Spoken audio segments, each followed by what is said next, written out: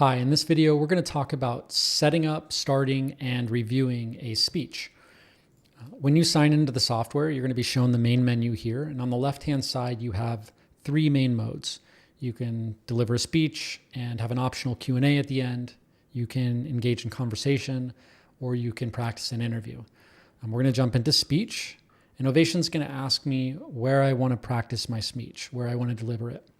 We have a variety of different venues in the software, with more being added with each update. But in this video, we're going to go into the hotel conference room medium size. So we'll let that load.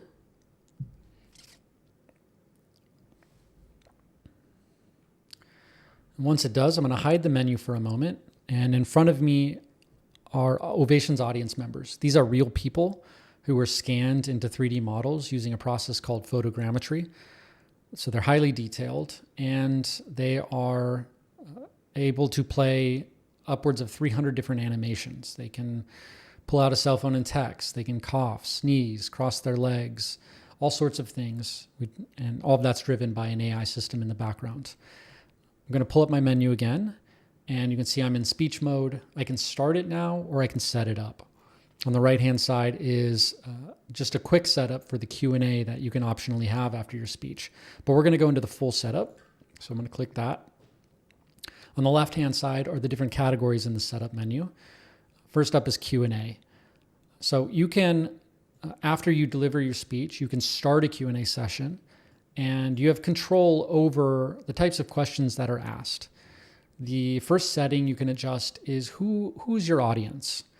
In this case, it's assigning them as the general public, but you could, for example, change that to an audience filled with your friends, or engineers, customers, students, teachers, parents, etc. There's a long list of different, what we call group personas, and what you choose is going to influence what they find important when they're generating a question to ask you about your speech. Next up is the tone. You can choose to have questions asked in a supportive, neutral, skeptical, or confrontational tone, or a mixture of all of those. How difficult those questions are. Easy is something like, can you expand on what you mean by such and such? And hard is maybe a multi-part question where you really need to know the substance of your speech to answer it properly. How many questions are going to be asked during the Q&A session, and then finally the additional context. So this is a field where you get additional control over the instructions you provide to the AI for how that Q&A session is going to work. And for example, I could type into here, please state your name before you ask your question. And the AI is going to interpret that, and then each time one of these AI avatars asks a question, they're going to state their name beforehand. So there's an unbelievable amount of customization you can have with this, and I would encourage you to explore it. Next is imports. Ovation allows you to upload PowerPoint files, Word documents, PDFs, etc. onto our website, and then when you sign into the software, they're going to be available in here. It comes with some example slides and text and board images, and I'm going to show you that now. So I'm going to load a slide. I'm going to load the example slides to the speech. And if I just hide my menu for a moment, you'll see that now down in front of me, the confidence monitors in this venue are showing my slides on the left. It's showing the current slide and a preview of the next slide. And on the right, it's showing the notes associated with those slides. So I can go to the next slide if I wanted to and move through those. All right, back in my menu, I can click on arrangements, and I can adjust the arrangements, or another word for that is the objects that are around this venue. So for example, I can choose to have a timer or not. If I uncheck that, the timer in the back of the room is now gone. Or I can bring it back. I can choose to have that timer count up or count down, and there's various other controls to that. If I scroll this list, you'll see that I also have a screen enabled. So if I just turn around here, you'll see there's a screen showing my slides to my audience here. We have a variety of different arrangements, teleprompters, computers, the confidence monitors you already saw, microphones, stage, chair, etc. Next up are your handhelds. In VR, you can, using your motion controllers, you can hold a tablet showing your slides or your notes, a note card, a slide changer. It also has a laser pointer, a microphone, piece of paper, and a variety of other tools. Then there's the audience section here. I can choose to shuffle the audience, which just puts different people in different seats. I can change the attendance percentage. I can empty out the room, or I can fill every seat.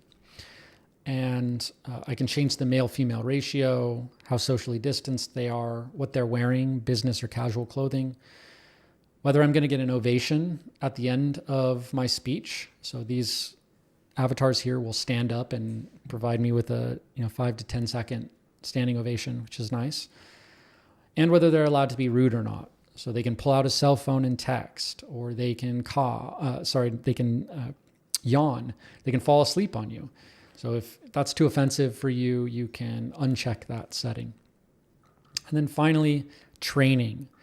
And so while you're practicing your speech in Ovation, it's providing you with training warnings if it sees you make a mistake. For example, you say a filler word, or you're speaking too fast or too slow.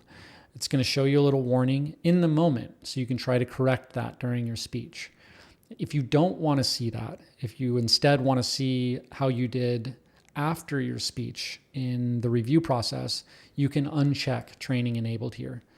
And if you scroll down, you can choose to enable and disable specific training features. Okay, so now that our speech is set up, I'm going to go back to the main menu here, and I'm going to click Start.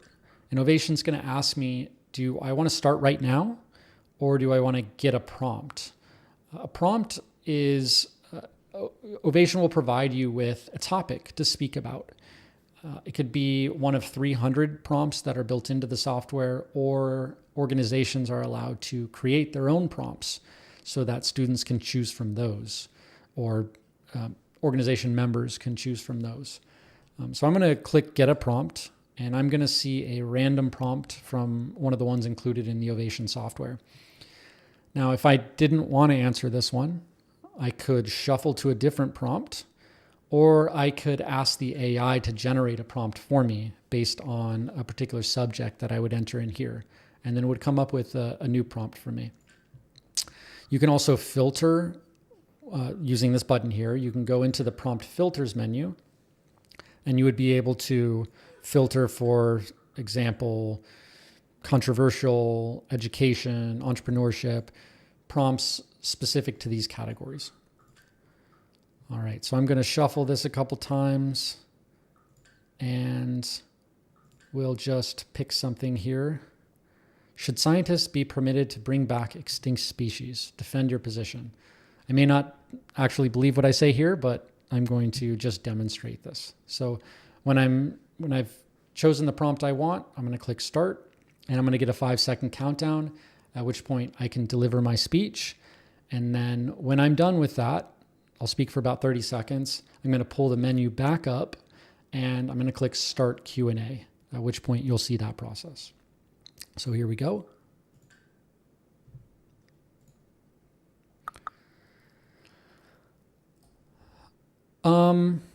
I don't think scientists should be bringing back extinct species.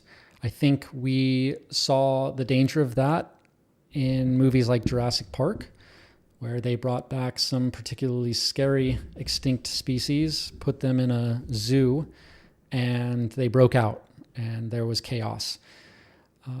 That's not the only possibility. You could have extinct species that recently went extinct, and maybe we want to undo the mistakes we did by not helping them survive.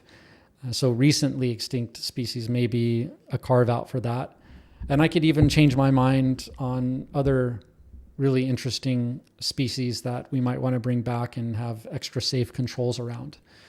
So I'm willing to update my opinion there.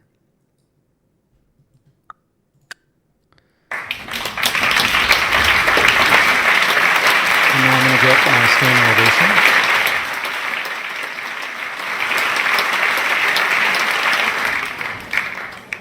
And after a moment, they're going to ask me a question. It's going to be generated by the AI, and then one of these folks are going to ask it.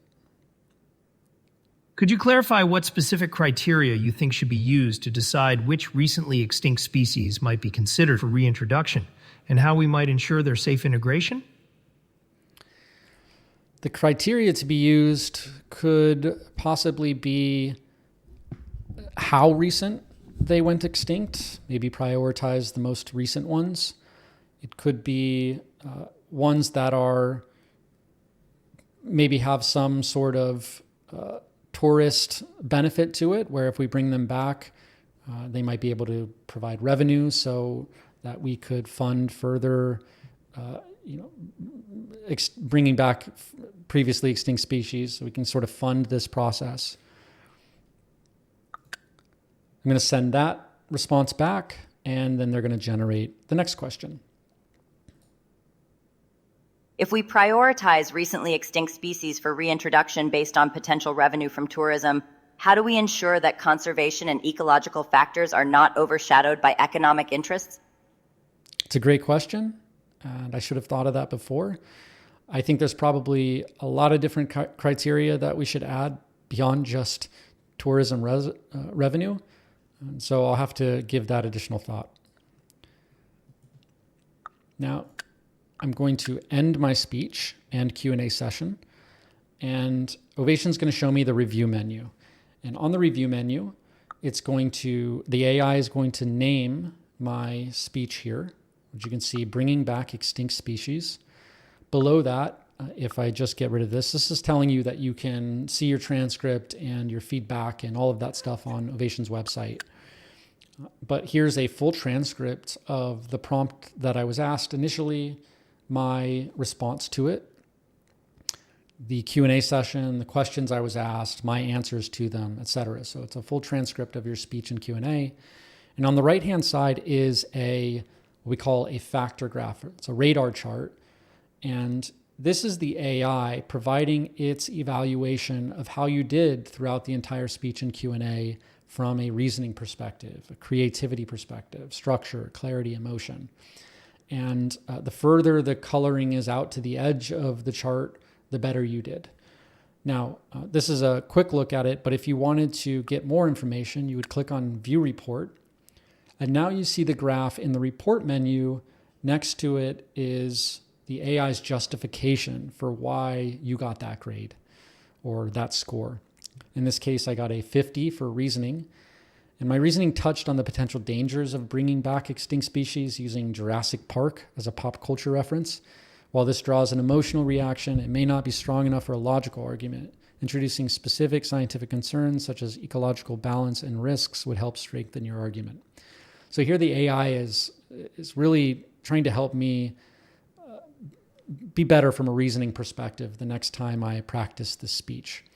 All of these factors on the left-hand side can be adjusted and customized. So I could click on this and select that I was in a speech plus Q&A. And on the right-hand side, let's say I didn't care about reasoning and wanted to instead get feedback from the AI about my authenticity or my coherence or my creativity, depth, emotion, empathy, engagement. Ovation comes with 30 plus factors. Or if I went up to the top here, I would be able to create my own. And so I would enter in a label for this factor and then enter instructions for how the AI should evaluate my speech and Q&A based on what I write here in the instructions. I'm going to get back out of that. On the report menu, the next tab over are quotes. And so here the AI is selecting some specific things I said, whether it's a full sentence or a phrase or something, and it's going to quote that and then provide me with specific feedback about just that thing I said. It does that for 3 different quotes. And this is, as you can see, a little more targeted than the factors, which takes a look at the entire speech and Q&A session. And then there's tips. Tips are feedback that you can apply when you practice the speech again. And you see this Go Again button at the bottom of the menu here. The tips are things you should read and apply right before you click go again there. Next up are analytics. Ovation is capturing, in this case, I'm using the monitor version. They're capturing your voice and how quickly you're speaking, filler words you're saying, etc. And so you can click into each of these and you can see the raw data of that. So for example, I spoke at 131 words per minute, and here's how that changed over time. Then I can click into filler words and I can see which filler words I said, how many times I said them. It's a full list of them. And then how many filler words per minute. So in this case, I said 8 filler words per minute, which is on the high side, which is why I got a 56% for this particular metric. And it's going to show you whether you used pauses regularly, if you avoided monotony, if you avoided repetition or stuttering, and word choice is just showing you the 10 most used words during your speech. All right, and as I said, this entire report, including the details of your speech and Q&A, the transcript of it all of this is available on Ovation's website. When you sign in, you can view it all there and download it. All right, that's it for this video on speeches and Q&As, and we'll see you in the next one.